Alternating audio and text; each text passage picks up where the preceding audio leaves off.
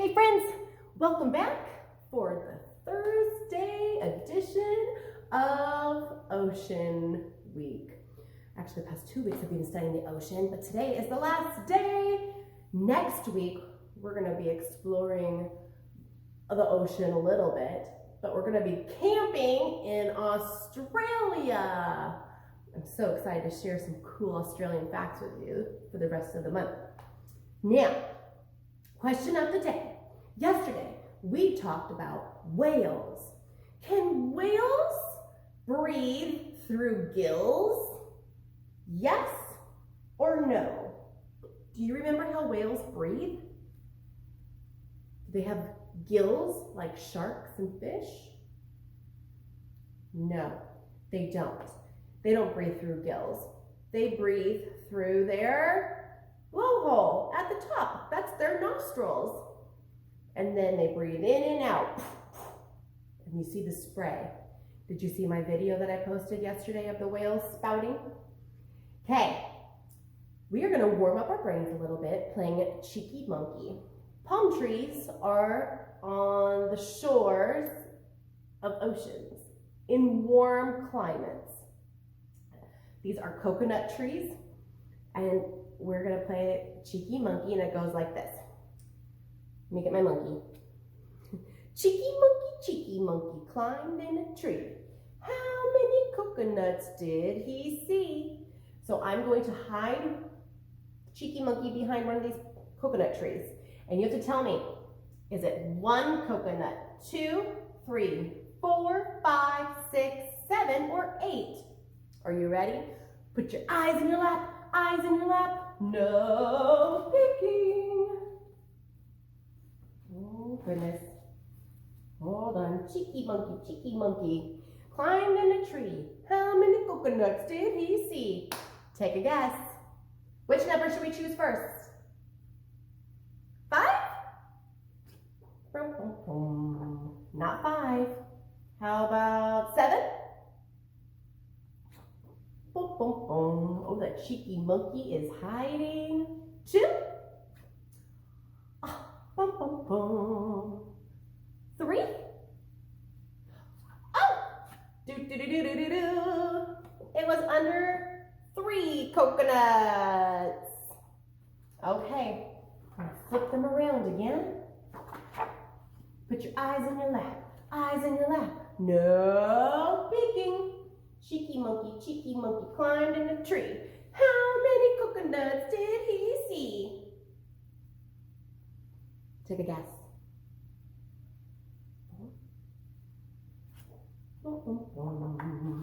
Not 4. 6 or 6. 8.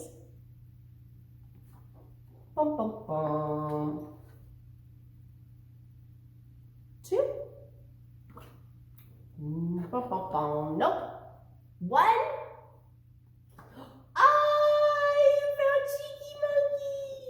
He was under 1 coconut. 1 coconut in the coconut tree. Okay, let's do this one more time.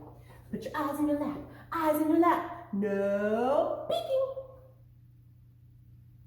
Cheeky monkey, climbed in the tree. How many coconuts did he see? Which will we do first?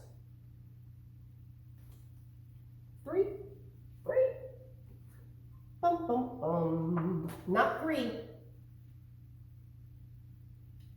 7? Nope, not 7. Would have been 4. 1. Cheeky monkey, where are you? 5.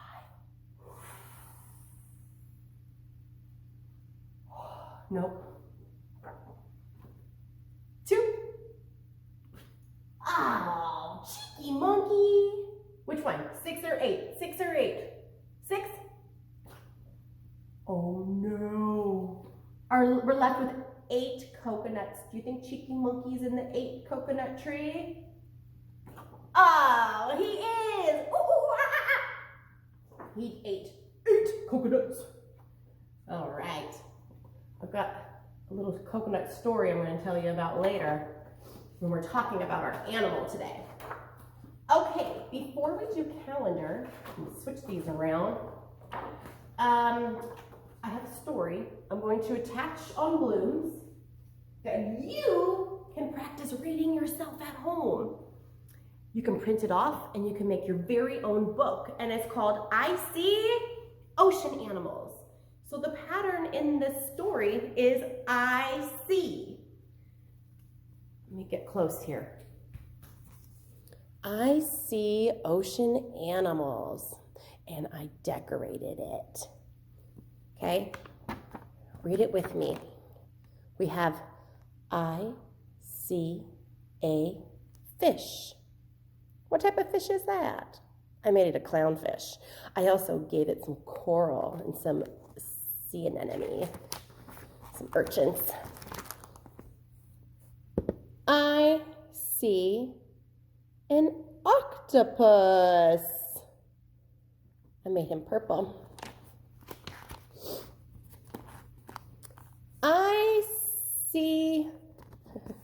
I see a seahorse.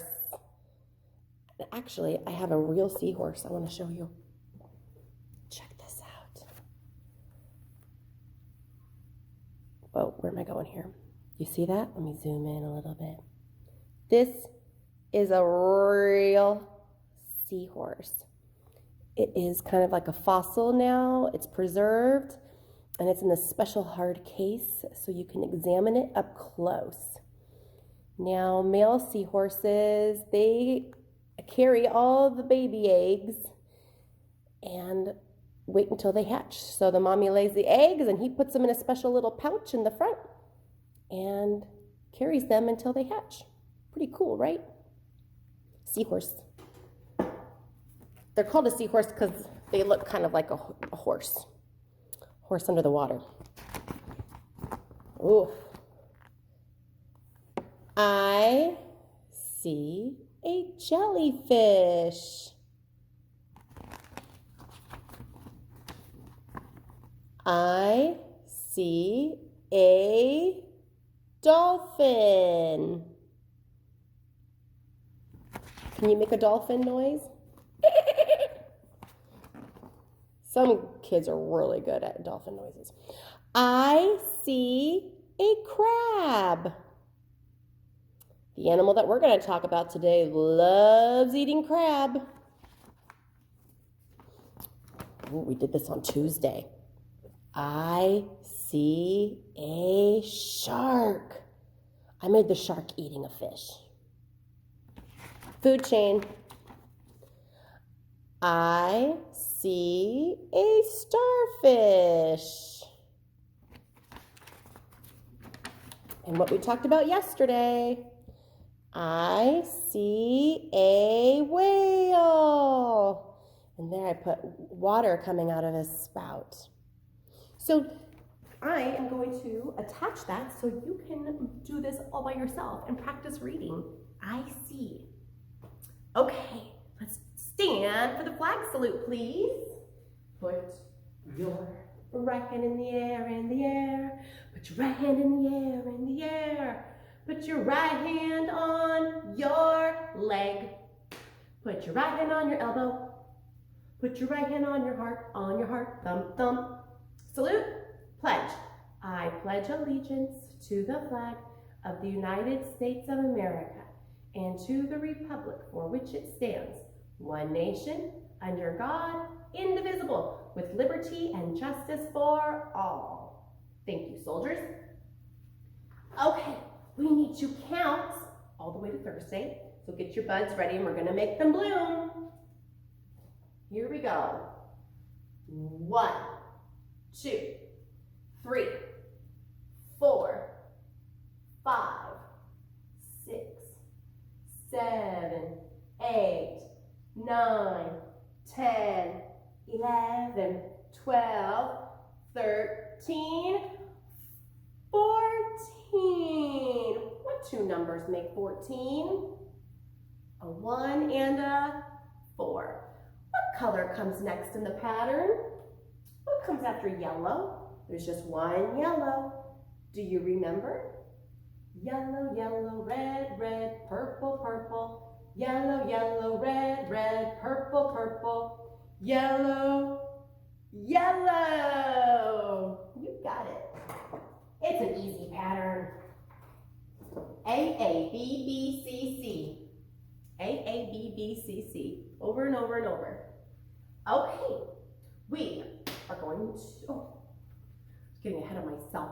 Okay, today is Thursday, May 14, 2020. 2020. We need a tally mark today. Yesterday we had 4.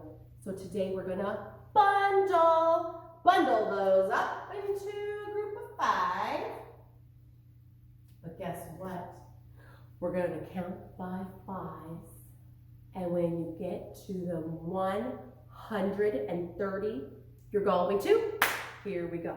5, 10, 15, 20, 25, 30, 35, 40, 45, 50, 55, 60, 65, 70, 75, 80, 85, 90, 95, 100, 5, 10, 15, 20, 25, 130 days of school. 130. Let's write it because I think someone's coming today. 100, 1, 30. Do you remember how to make a 30? It's a 3 and a 0. Oh, fly 0 the hero in. 0 the hero, he's so cool. 0 the hero, he came to school. 0 the hero, he holds his place, so no other numbers can take his place. Yeah! I have a challenge for you. Let's count by 10s all the way to 130. Let's do it. 10, 20, 30, 40, 50, 60, 70, 80, 90, 100, 110, 120, 130 days smarter. Woo! Friends, we don't have very much longer left of school. We only have 2 weeks left. This whole year has just flown by. Even though we're doing it virtually, it's still going fast. So, what's the weather? What's the weather? What's the weather out today? Tell me, preschoolers, what's the weather? What's the weather out today? Is it sunny? Is it cloudy? Is it rainy? Is there snow? Tell me, preschoolers, what's the weather? What's the weather? Do you know? What's it look like? Is it kind of cloudy, kind of sunny? I've got a little bit of both going on today. I think I'm gonna put sunny up, but we can always fix it like we had to yesterday. Okay, I'm gonna put sunny up. There is some straggling clouds up there. We have 1, 2, 3, 4, 5. 5 sunny days. 1, 2, 2 cloudy days. 1 rainy. 0 snow. I wonder who's gonna win for the month of May. So far, sunny is ahead. We'll see if they can last. Okay, days of the week.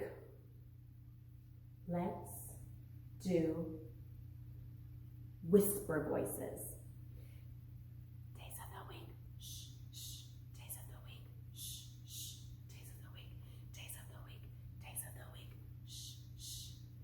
There's Sunday and there's Monday. There's Tuesday and there's Wednesday. There's Thursday and there's Friday. And then there's Saturday. Days of the week. Shh, shh. Days of the week. Shh, shh. Days of the week. Days of the week. Days of the week. Shh, shh. 3 questions. The first question is, what is today? Today's the last day of the school week, so it's Thursday. You got it. What was yesterday? Garbage truck came. Wacky Wednesday. Wednesday, Thursday. What will tomorrow be? Friday. You got it. Hey, our season is spring. The weather is sunny, but it's kind of sunny and cloudy. So I'm just going to switcheroo this, and it is warm. All right. Are you ready to find out what our creature is today? It is probably one of the most smartest ocean creatures in the world. It has a crazy, lots of brains. Lots of brains.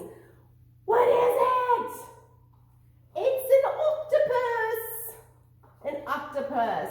Oh, these creatures are amazing. They're kind of freaky looking, but they will not harm you, I promise. Okay, this is the giant Pacific octopus. Here is a picture of an octopus. This is the giant Pacific one. So if you were at the Oregon coast, these live in the ocean over there, in the Pacific Ocean. Okay, you can call me an egghead. You'd be correct. Like this. But not because of my bulb-shaped mantle. That's my body. I'm an egghead because I'm smart. I'm the most intelligent invertebrate on the planet. To show off at parties, I solve puzzles, open jars, and find my way through mazes. To survive in the wild, I'm even craftier. I change colors and textures, squeeze through holes the size of your thumb, smell with my suckers, break into shells with my hard beak, scraping tongue-like radula and deadly saliva. Pretty extraordinary, eh? Ooh. So, parts of an octopus, okay? They have their head. In their head, they have one brain. One brain in their head. But guess what? They have 9 brains. So where do you think the other brains are? In their tentacles. They have 8 tentacles. On each tentacle, we have little suction cups. Like this. You ever seen one of these before? I'm gonna throw it at the window. I'm gonna show you. Bring it over here. Okay, so octopus, we throw. Oh, I threw it at the wrong spot. Ah! Okay, it sticks. These little suctions are like what's on the tentacles. And it's able to move around the ocean. So they can attach their bodies to rocks and any type of surfaces. They also use these little suctions to grab food and to put it in their mouth. Okay. Now, to feed themselves, they have a mouth. But the mouth is not located right here where you can see. It's actually on the underside. And I really don't have a very good picture, but I will post a video about it. But right on the underside, there's a hole where the mouth is. And the mouth has a beak like a bird. But it's not a bird, is it? But octopus can eat birds. They eat pretty much all sorts of little creatures that they can find. So they have 9 brains, 1 in each tentacle. So each tentacle can think for itself. That is why they're so smart. Like opening jars. You ever seen Finding Dory and how he escaped from the aquarium? Yeah. Where was I? Sorry. Go back to, okay. They're invertebrates, which means they have no bones, which allows them to squeeze and contort their bodies into small little crevices. They can go in and out of small areas. like the size of your thumb. It just like sucks its body into weird positions because they don't have bones. The hardest part that they have is their beak, and that is to crack the shells to crabs, clams, snails, lobsters. So all of those have hard shells.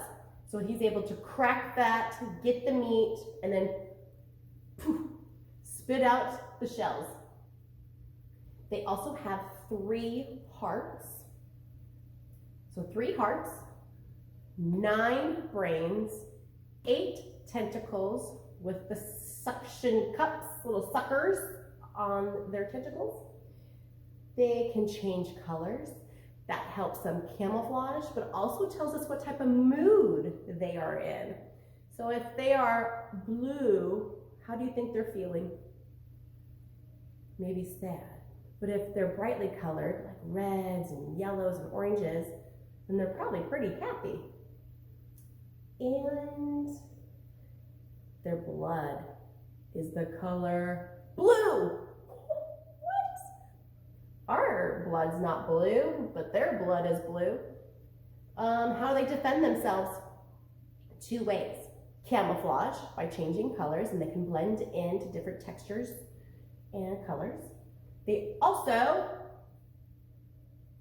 shoot out ink, an ink cloud. So if they're feeling threatened, they shoot out the ink cloud, and that makes kind of a wall that the people, the predators who are trying to eat it, they can't see him anymore. And so that way it gives him time to skedaddle out of the way and hide. They also have, when they bite their prey, they have a little bit of venom in them, and the venom paralyzes the prey, which allows them to eat it. Most octopus, if we were to get bit by one, we would be fine. There's only one octopus that could hurt us, and that's the blue ring octopus. And they live in Australia, which we're going to talk about Australia for the rest of the month, starting next week. But the venom causes paralysis. It just paralyzes your body where you can't move it. And so your lungs get paralyzed so you can't breathe. Isn't that crazy? But that's what they do to the prey. They have to stay alive, right? That's the food chain. That's nature. Times. Okay, I think that is pretty much it about octopus. They are just pretty cool. There's one at Seaside Aquarium that lives there, and he's been there for quite a while. So this is the giant Pacific octopus. They are the biggest ones in the world. And the smartest. Smart, smart, smart. Pretty neat, huh? All right, to conclude our sea adventures, there's something else that you might find on the ocean. And they might be in a boat, and they might be looking for lost treasure, the hidden treasure. What might I be talking about? Pirates. Arr, matey. How I Became a Pirate by Melinda Long and David Shannon. You heard this story before? It's really cute. I'm just gonna go ahead and I'm gonna read it with the book laying down because I feel like you can see the pictures better that way, okay? I Became a Pirate, written by Melinda Long, illustrated by David Shannon. He's the one that wrote No David, so his characters are going to look familiar. Pirates have green teeth, when they have any teeth at all. I know about pirates because one day, when I was at the beach building a sandcastle and minding my own business, a pirate ship sailed into view. I knew what it was because its flag had a skull and crossbones on it, and because I could hear the pirates singing, "Hey ho, blow the man down." They were a little off key. I tried to tell Dad, but he was busy setting up the beach umbrella. I tried to tell Mom, but she was busy slathering my baby sister with sunblock. So when I went back to my sandcastle, I kept an eye on those pirates. By then, they were rowing to shore. When they landed, the head pirate climbed out of the boat and yelled, "Ahoy, matey! Be this the Spanish Main?" "No," I said. "This is North Beach." "Shiver me timbers," the pirate said. "We must have taken the wrong turn at Bora Bora." He walked around my sandcastle. He looked at the moat, and then he yelled back to his crew, "He's a digger, he is, and a good one to boot." "A good one to boot," the others agreed. "What be your name, matey?" the head pirate asked. "Jeremy Jacobs, sir," I told him.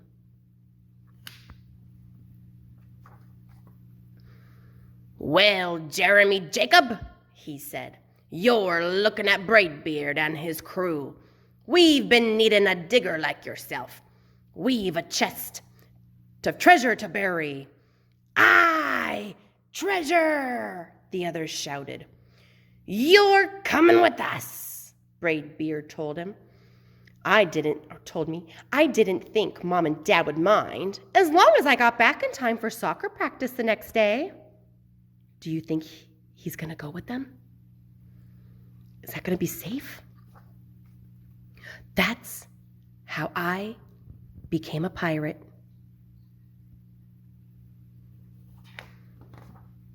As soon as we were on board, Braidbeard showed me a chest of gold and jewels. "Got to find a safe place for this here treasure. It's high time we were off," he announced. "We're off!" we all shouted, and then we set sail. So he's going to help them dig a hole to bury that treasure. There was plenty to do on board. The pirates taught me to sing sea chanties, the louder, the better, and to say real pirate stuff like landlubber and scurvy dog. By dinner time, I could speak pirate perfectly. I also learned pirate manners. Braidbeard pounded his fists on the table and yelled, "Down the hatch, me laddies!" "Down the hatch!" we all shouted. Braidbeard gulped his food and said, "Hand over the meat!" "The meat!" we all roared. Nobody told us to finish our spinach. There wasn't any. Or to chew up our carrots. They weren't allowed on board. We talked with our mouths full, and nobody said please or thank you. Because do pirates have manners? Nope. After dinner, I tried to teach the pirates to play soccer. Braidbeard kicked the ball and yelled, "Arr, soccer! Arr, soccer!" the crew yelled. Then everybody dove for the ball at once, and it rolled right off the deck. "After it, me hearties!" Braidbeard commanded. "After it?" we all whispered. We fought over who would have to go get the ball. But it didn't matter anyway, because the shark came along and swallowed it in one gulp. So much for soccer. By now, it was past my bedtime, but nobody tells pirates to go to bed, to take a bath, or to brush their teeth. Maybe that's why their teeth are green. Pirates sleep with one eye open, just in case, and they don't change into pajamas unless they want to. Pirates don't do anything they don't want to, except for maybe swabbing the decks. I want to be a pirate forever.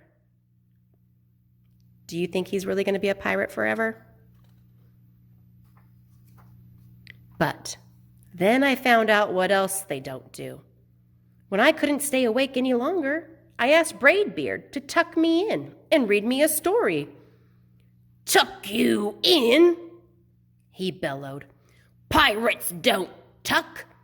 "No tucking," the crew cried. and the only thing they had to read was a map. "Well, don't you have any books?" I asked. Braidbeard looked confused. "Books?" I didn't even bother to ask about a goodnight kiss.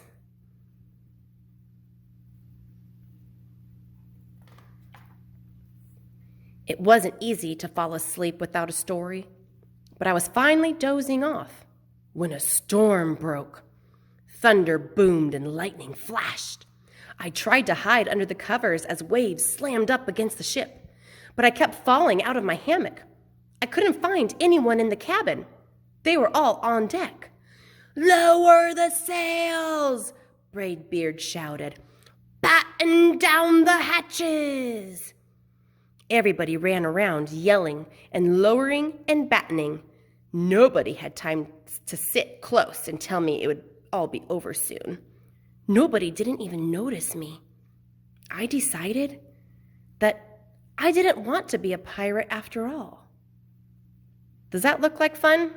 That looks scary. Look at his face. He's scared. Just then, flash, crash, crack. Lightning hit the mast and split it right down the middle. "What'll we do now?" yelled one of the pirates. "We'll have to turn back," called another. "But the treasure!" hollered Braidbeard. "Where will we bury the treasure?" I stepped forward. "Maybe I can help," I shouted over the wind. "I think I know the perfect digging spot." I wonder where that's going to be. When the storm was over, we rowed back to shore and buried the chest. We drew a map so we could find the treasure again, but I don't think I'll need it. Jeremy Jacobs' backyard.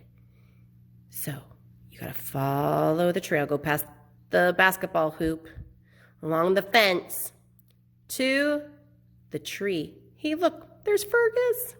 Remember David Shannon hides Fergus in all of his books? After that, the pirates repaired the ship and got ready to set sail.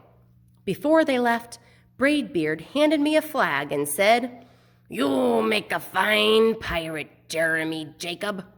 Guard that treasure well. We'll be back to get it soon enough." "Soon enough," the crew repeated. "And if you ever need us," Braidbeard added, "just run the Jolly Roger up yonder pole." "Up yonder pole," the others shouted. "And maybe I will, but not today."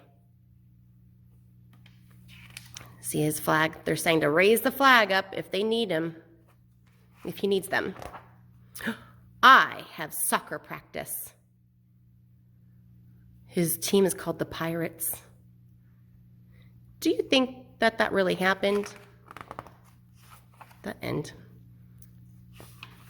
Or do you think he was just imagining it? Right here, he's taking the treasure and he made a map.